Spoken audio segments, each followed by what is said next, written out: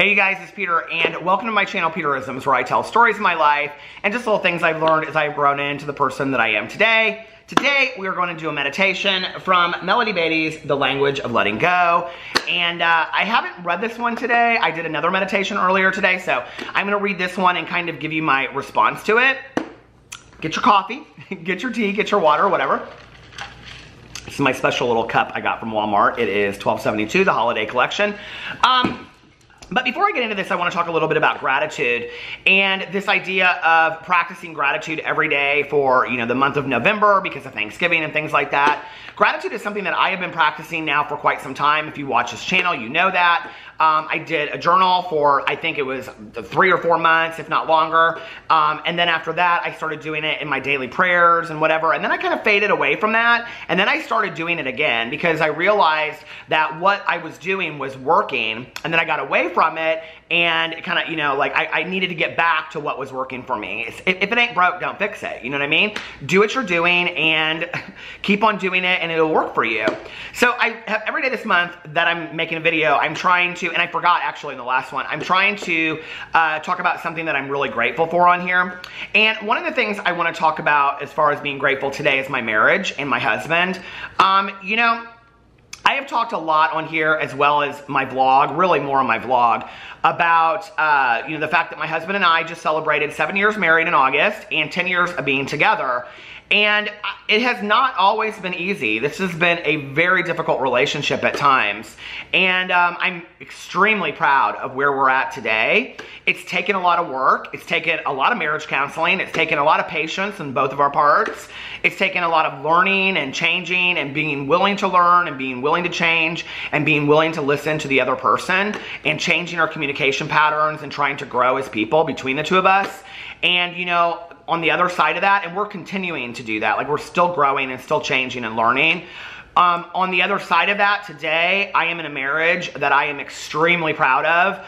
I feel so honored to have my husband. He is just such a blessing in my life. He's so supportive of me and understanding. Like my best friend Tanya, he tells me what I need to hear, not what I want to hear, which I think is good to have somebody in your life like that. He says it to me in a kind, compassionate way so that I hear it today. And I'm truly grateful for it today in a way that I don't know that I was 5 years ago. Because 5 years ago, I took it for granted. 5 years ago, I thought, well, you get in a relationship, you get married, and that's it. I didn't realize, and I should have, having been in previous relationships and having known so many people that had struggled with relationships, how much work it really goes into to have a strong relationship. We're not passionate 100% of the time. We're not, just on the level 100% of the time. But we both love each other. We're both committed to this relationship. We're both committed to making it the best relationship possible. And like my husband said in our video that we did on my other channel, my main channel, around our anniversary, just try and come for our marriage today. I'm very, very proud of my marriage today. And that doesn't mean that it's not without fault, because it is. So anyway, I just want to acknowledge how grateful I am for my marriage and my husband and our ability to work through problems in our lives. So, think about the people in your life. There are other people that I'm grateful for, and I'll probably talk about that on here as well, from my best friend to my family to my other friends in my life to my dogs to, I know, I consider them people kind of. But I think it's a good way for us to take a look at those people that we interact with and how grateful we are for them in our lives and, what they do for us and how we can be, better as people in their lives as well. Okay, so let's get to the meditation today, November 8th. True to ourselves. And there's a quote by William Shakespeare. This above all, to thine own self be true, and it must follow as the night the long... Scratch. Okay. This above all to thine own self be true, and it must follow as the night the day. Thou canst not then be false to any man. William Shakespeare. To thine own self be true, a grounding statement for those of us who get caught up in the storm of needs and feelings of others. Listen to the self. What do we need? Are those needs getting met? What do we feel? What do we need to do to take care of our feelings? What are our feelings telling us about ourselves and the direction we need to go? What do we want to do or say? What are our instincts telling us? Trust them, even if they don't make sense or meet other people's rules and expectations. Sometimes the demands of other people and our confused expectations of ourselves, the messages about our responsibilities towards others, can create a tremendous, complicated mess. We can even convince ourselves that people-pleasing, going against our nature and not being honest, is the kind, honest thing to do. Not true. Simplify. Back to basics. Let go of the confusion. By honoring and respecting ourselves, we will be true to those around us, even if we displease them momentarily. To thine own self be true. Simple words describing a powerful task that can put us back on track. Today I will honor, cherish, and love myself. When confused about what to do, I will be true to myself. I will break free of the hold others and their expectations have on me. Such a great meditation, you know? And I think for wherever you're at in life, and there have been many periods in my life where I was very much a people pleaser. Boo Radley is down here. He is like dying to be up on video, so let me get him. You want to say hello to everybody? He says, I'm grateful for my dad. You are? You're grateful for me? He says, yeah, Dad, I'm grateful for you. He says, and I'm grateful for running around outside. Now he'll come over here, and then he'll hop over there to be with his brother Tucker. Okay. You know, I think this whole idea of to thine own self be true. I was talking about this in my vlog just the other. I said those exact words. I don't know, maybe about a week ago, because it was a week ago Tuesday, because it was after I had left a meeting, and you know, I think that we know who we are inside. We know our gut reaction of how we should respond to something. It's like the whole idea of right and wrong. You know, like I think most of us know the difference between right and wrong. I don't think that, I mean, if we don't, then what we're saying is we don't have a conscience, right? Which I don't believe that to be true of most people. So I think most of us know what's right and what's wrong, what's the right thing to do, what's, you know, the incorrect thing to do. And that doesn't mean that we always participate in the right thing. Like, many of us make poor choices. I myself have made many, many poor choices. And, you know, I think it's looking back on those choices and evaluating them and saying, well, why did I make that choice at that time? And who do I want to be going forward? And, you know, I really want to be true to myself. I want to be true to who I am inside and inside my soul. And a lot of that comes with not people pleasing, not doing things to meet the needs of others, right? And I think that's really, really a hard thing to do. But one of the things I learned over time, and I had, a sponsor of mine that kind of broke this down for me, and when I saw it this way, I was like, oh, okay, like I can't, now that I've seen it that way, like, okay. But you know, when you're a people pleaser, and like, let's say if it was me, like taking my mom here and taking my mom there and doing this for her and whatever, and you know, like going and helping somebody prepare their dinner, or I was doing all these things for other people, right? And I was not very altruistic about it. Like, I was talking a lot about it to people too, and letting people know, look how much I do, look how much I do, you know what I mean? I didn't say it like that. I would say things like, I'm so busy, I have this to do, and I gotta take my mom here, and I gotta do this, and I gotta do that, right? Translated, hey, look how much I do for other people, right?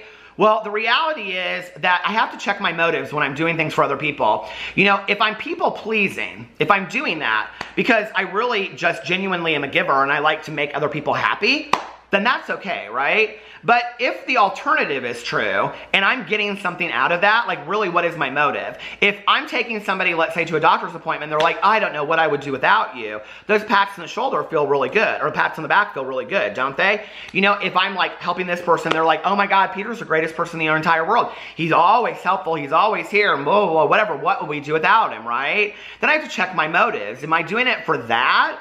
Or am I doing it truly out of the kindness and the compassion in my heart? Because that's where I want to get to, right? I want to do things because I feel it in my heart that it's the right thing to do.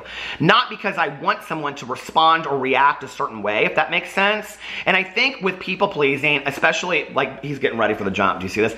Especially, oh, he's going up somewhere else. He's adventuring.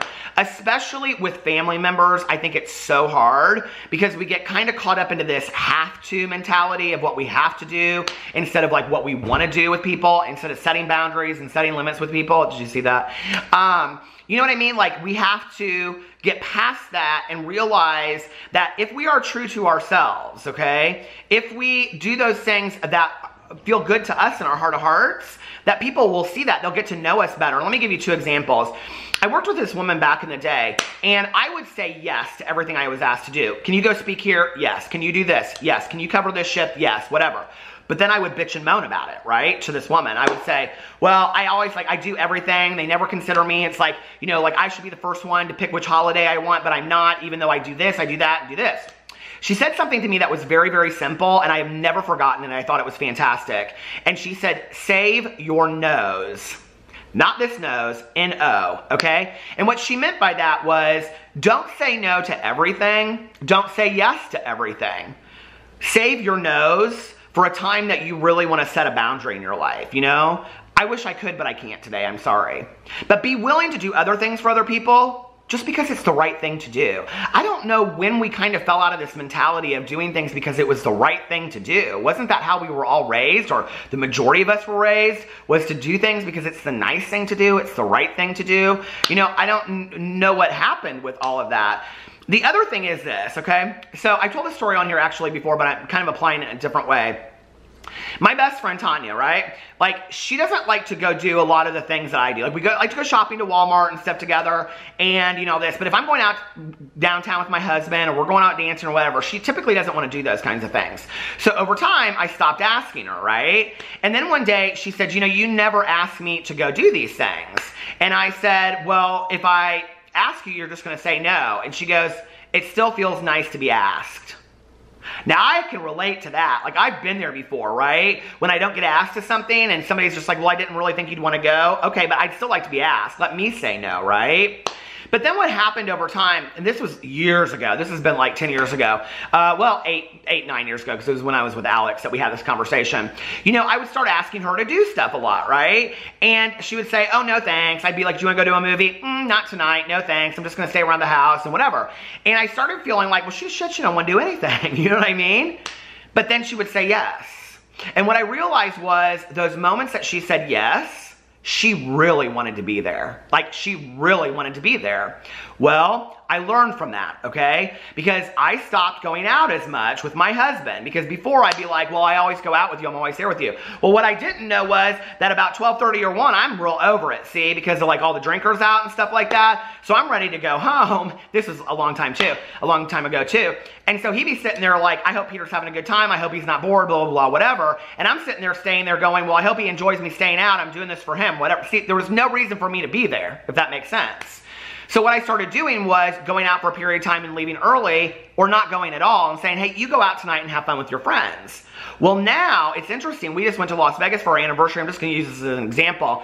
But we met up with a college friend of his, and we went out that night. Well, they were both ready to go home after about a half an hour, and I said, oh, no. I have not been out in forever. I'm ready to go out. We stayed out all night long, and I had such a blast, right? Because when I go do things now, I'm there, and I'm invested because I want to be there. So you save your no's. You say no to the things that you don't want to do, but you do most of the things that people ask because it's the right thing to do. It's a nice thing to do. Then you don't feel like such a people pleaser anymore, right? Then you're being true to yourself. And you ask yourself, should I do this because it's the right thing to do, or am I doing this for a pat on the back? You do it because it's the right thing to do, and then you're being true to yourself. Then you set boundaries and limits with people. You go and you do the things you want to do. You leave when you want to leave. You don't do it to hurt somebody. You don't walk into somebody's dinner and after 20 minutes go, I don't like this food, I'm leaving, right? You're considerate, you're kind, you're compassionate. I think all of us were raised with an idea of right and wrong, and that, I think, is to thine own self be true. That whole idea of what is right or wrong within us and behaving appropriately to that. And like I said, we're going to fall short of that. We're not always going to be great, but we're a work in progress. We're trying to grow on a regular basis, which is why I say all the time on here, you know, we're like in school. It's like you never graduate. You just go from one level to the next to the next. So anyway, I hope that was helpful for you guys. You know, I think this idea of setting boundaries with other people is scary to us because we're afraid that if we do, we'll lose relationships. If I set such a firm boundary, that person won't want to be in my life anymore. Well, then you have to ask yourself, you know, at what degree do I want this relationship in my life? If I'm just people-pleasing this person, I'm never getting anything out of this reciprocal relationship, then that hurts, right? And like, I want to have honest relationships with people, and I want to be able to be true to myself as well. And when you start, and it won't be easy, I'm telling you right now, when you start being true to yourself over time and doing the things you want to do and not the things you feel obligated to do, people won't be okay with it at first. They just won't. I made a major change in my life a couple years ago, 5-6 years ago, when I got back into going meetings every day and stuff. And, you know, I let people in my life know this is a priority in my life now, you know, and I won't be doing all of this anymore or as much, right? I lost some friends through that. I lost some people that were like, hey, like, well, our lives don't connect anymore, so you go your way, I'll go my way. They didn't say it like that, but that's that was the feeling that I had. And you know what? It was okay. I had to respect that. It was hard. The change was hard. But today, the people in my life, my personal life, they know where I stand on stuff and they respect that. And so, you know, if like my in-laws and we've been there for 6 hours, which is a long holiday, I'm ready to go home, take a nap, and I'll come back later. And they're totally, they're like, hey, fine. They respect it. They're like, go take a nap, come back, refresh, and then I come back and I'm ready to do some more dancing to Latino music because my husband's Venezuelan and they like to stay up all night long on Christmas, and I'm getting prepared for it right now. But you know, you got to be true to yourself. Always be true to yourself. But you don't have to do it in a selfish, hurtful way. You can do it in a kind, compassionate way as well. I love you guys, and I will see you tomorrow. Bye.